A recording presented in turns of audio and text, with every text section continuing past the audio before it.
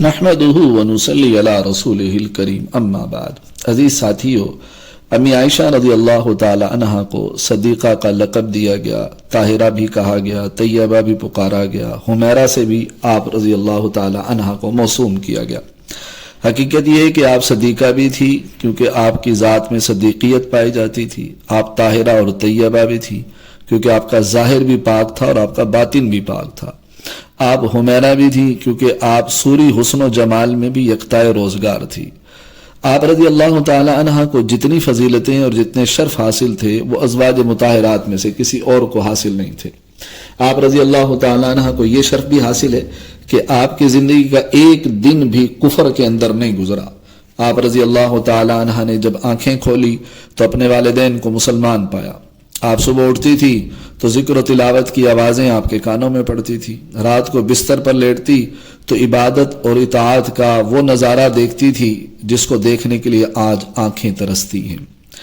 اور آپ کو یہ شرف بھی حاصل ہے کہ ام المؤمنین حضرت خدیجہ رضی اللہ تعالیٰ عنہ کی وفات کے بعد رسول اللہ صلی اللہ علیہ وسلم نے دل کی تسکین کے لیے پہلے حضرت سودا رضی اللہ تعالیٰ عنہ کو اور پھر آپ رضی اللہ تعالیٰ عنہ کو منتخب فرمایا، اور آپ رضی اللہ تعالیٰ عنہ کے عقد کی بشارت جبریل نے خواب میں خود دی۔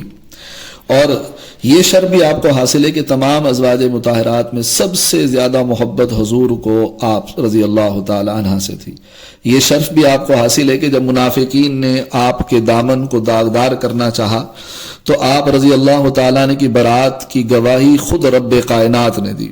آپ رضی اللہ تعالیٰ عنہ کی تطہیر بیان کرنے کے لیے 1 2 نہیں 10 12 نہیں 15 نہیں بلکہ 17 آیات نازل فرمائی۔ حالانکہ آپ کو یہ بھی پتا ہے کہ حضرت موسیٰ پہ تہمت لگی تھی تو برات کے لیے ایک عورت نے برات کا اعلان کیا تھا۔ مریم علیہ السلام پہ جب تہمت لگی تو صفائی حضرت عیسیٰ نے پیش کی تھی۔ حضرت یوسف پہ جب تہمت لگی تھی تو جو ہے آپ کی برات کی گواہی جو ہے وہ ایک بچے نے دی تھی۔ لیکن امی عائشہ رضی اللہ تعالیٰ عنہ کا مقام دیکھیں کہ ان پر تہمت لگی تو برات کا اعلان رب العالمین نے خود کیا۔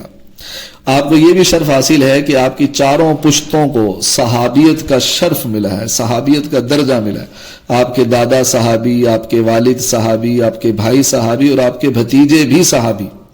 یہ شرف بھی آپ کو حاصل ہے کہ غزوہ بدر میں جس جھنڈے کے نیچے صحابہ اور فرشتے جس جھنڈے کے نیچے تھے اور مشرکین سے جہاد کر رہے تھے، وہ جھنڈا آپ کی اوڑھنی سے بنایا گیا تھا، اور یہ جھنڈا حضرت علی کرم اللہ وجہہ کے دست مبارک میں تھا۔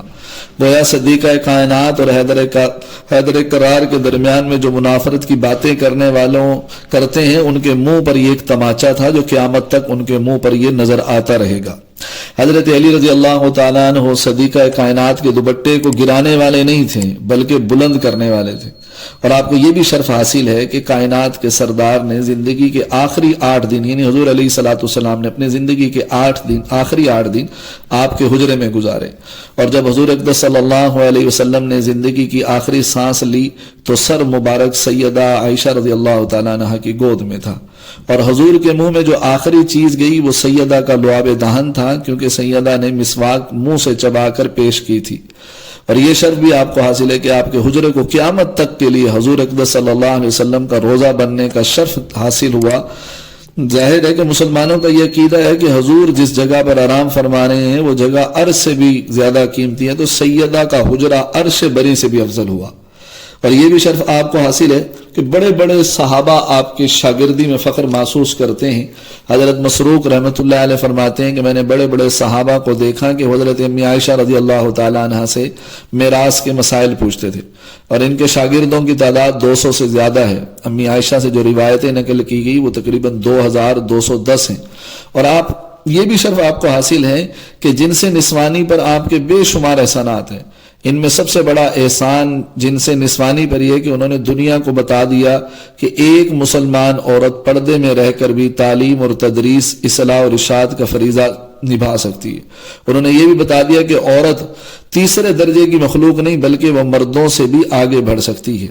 دنیا میں اور بھی باکمال اور مشہور عورتیں گزری ہوں گی، کوئی حسن میں یکتا ہوگی، کوئی بہادری میں، کوئی وفا کی مثال قائم کرگی ہوگی، کوئی عقل و دانش میں ممتاز ہوگی، لیکن آپ ان سب عورتوں کے بیچ میں حضرت امی عائشہ صدیقہ کائنات کو کھڑا کر دیں تو وہ سب آپ رضی اللہ تعالیٰ عنہ کے مقابلے میں کمزور اور چھوٹی دکھائی دیں گی۔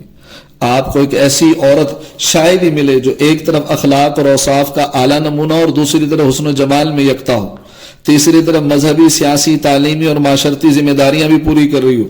اگر میری مائیں، بہنیں، امی عائشہ رضی اللہ تعالیٰ عنہ کو اپنا آئیڈیل بنا لیں تو ان کی سیرت کو اپنا لیں تو معاشرے میں اصلاح ہو سکتی ہے، حالات بدل سکتے ہیں، نئی نسل اسلام کے راستے پر گامزن ہو سکتی ہے، خاندانی نظام درست ہو سکتا ہے، سچائی عام ہو سکتی ہے، دیانت و شرافت کا چلن ہو سکتا ہے، عفت اور حیا کی خوشبو پھیل سکتی ہے۔